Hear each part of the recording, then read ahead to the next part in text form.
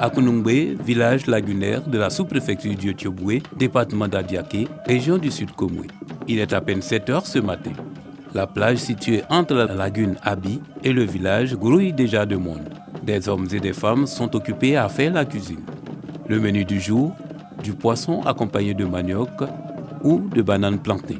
Les femmes s'attellent à nettoyer le poisson livré plutôt par les pêcheurs. C'est ce qui constitue la substance du ndouan. C'est une tradition que nos grands-parents ont l'habitude de faire. Le ndouan veut dire quand nos grands-parents quittent à la pêche, ils viennent là. Déjà, même sur l'eau là-bas, ils ont déjà enlevé les déchets. Donc, dès qu'ils arrivent, nos mamans là viennent prendre le poisson, ils arrivent à la maison. Dès que c'est sur le feu, tout avec les cailles, tout. Donc, quand c'est prêt, en même temps, on commence à manger avec le ragoût. Chez nous, en pays Agni, quand on veut recevoir nos invités de marque, ce qu'on prend pour les recevoir véritablement, c'est le poisson cuit à l'écaille, accompagné soit de la banane plantée, soit du manioc comme je l'ai en main. Et on fait des pâtes. Il y a la pâte de feuilles de taro qu'on appelle le coton mêlé. Il y a la pâte de l'aubergine et puis accompagné des oignons, des assaisonnements. D'autres sont assises même aux abords de la lagune. Tout comme les femmes, les hommes sont également à la cuisine. Mais celui-ci a une cuisine atypique. Nous sommes des retirés et notre histoire nous dit que nous sommes sortis de l'eau. Pourquoi faire une chose de la tradition et ne pas se mettre dans l'eau? Raison pour laquelle l'idée m'est venue de m'installer dans l'eau.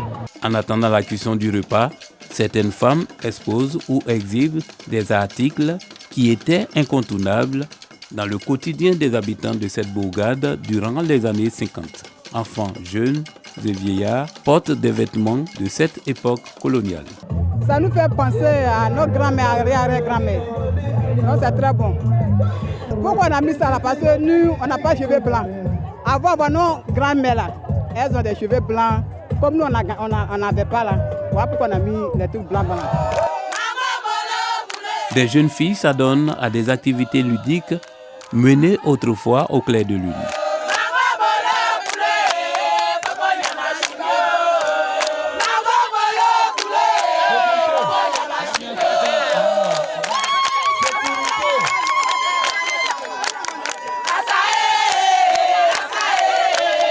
C'est la danse Nolé.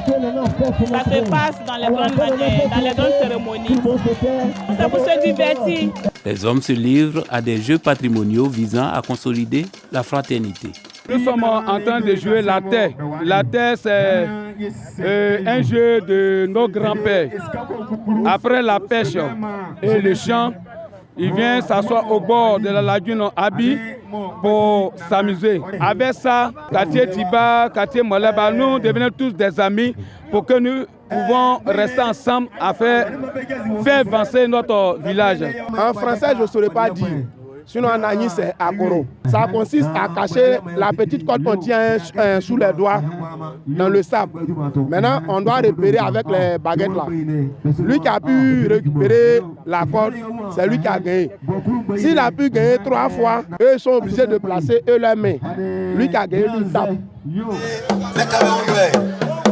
Le décor change quand le chef Nana Assemiakpaï II fait son entrée en compagnie des Fa qui dirigent le village avec lui. Puis le parrain est accueilli au son de la bodan.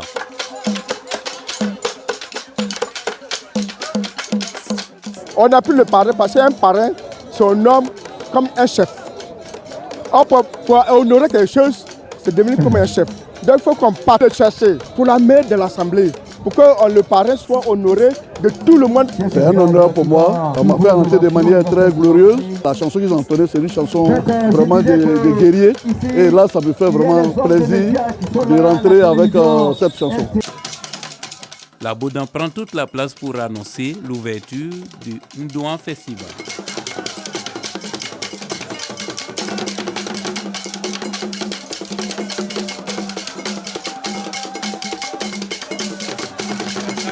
Un décor culturel autour du poisson braisé avec tous ses écailles que la jeunesse d'Akunungbe veut pérenniser pour les générations futures.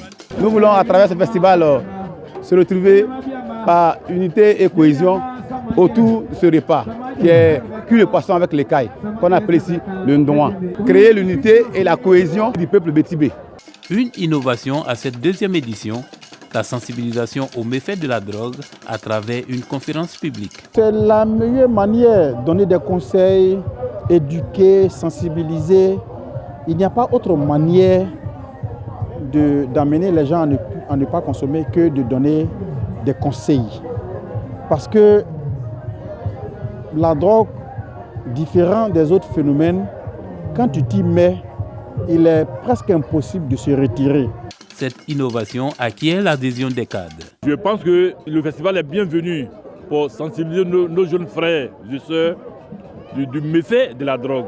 L'instant de sensibilisation terminé, une démonstration d'Abodant replonge ce village dans son passé colonial, tout comme le vestimentaire et la musique des années 50. Un défilé pas comme les autres est de la partie.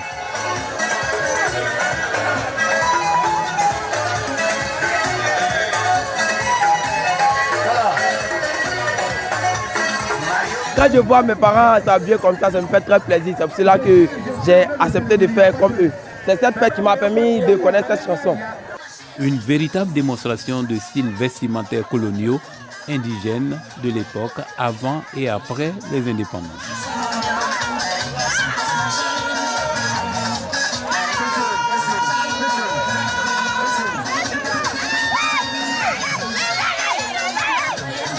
Quand sonne 13h, des rangs se forment devant les lieux où le ndoan, le poisson braisé avec ses écailles, et le kontomele, la pâte de feuilles de taro, en langue locale Agni Betibé, sont cuisinés.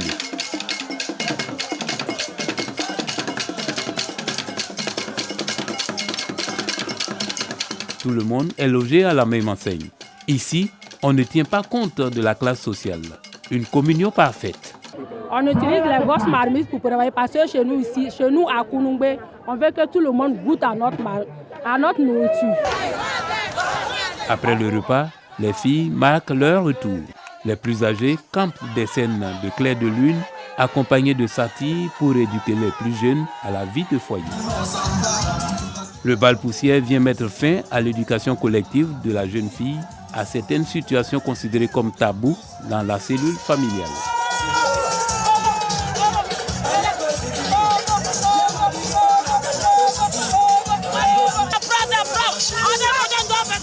Je suis tellement joyeux, je vais me faire de ça danser. Et je suis tellement contente de ça.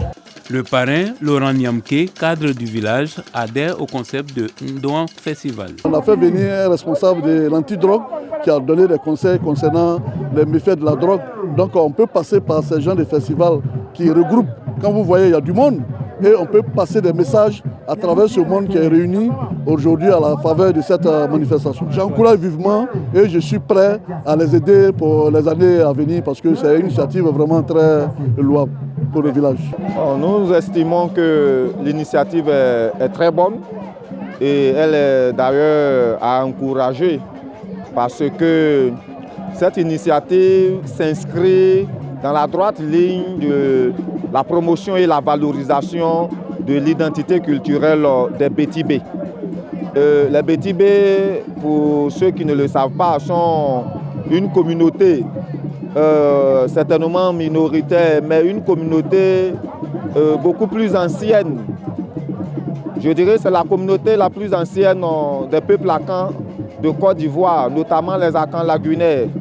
Et donc, toute action qui concourt à la valorisation de leur identité est la bienvenue. Ce festival est une immersion dans le passé avec en vedette le Ndoan et le Nkontomele, des mets traditionnels typiquement Bétibé, peuple d'Akounoumbé, le village de Binto et de Monique, deux personnages phares des Frax de Bento, un roman de l'écrivain ivoirien Amadou Kone. Rendez-vous est pris en août 2025 pour la 3e édition de cet événement culturel qui offre l'opportunité de manger bio.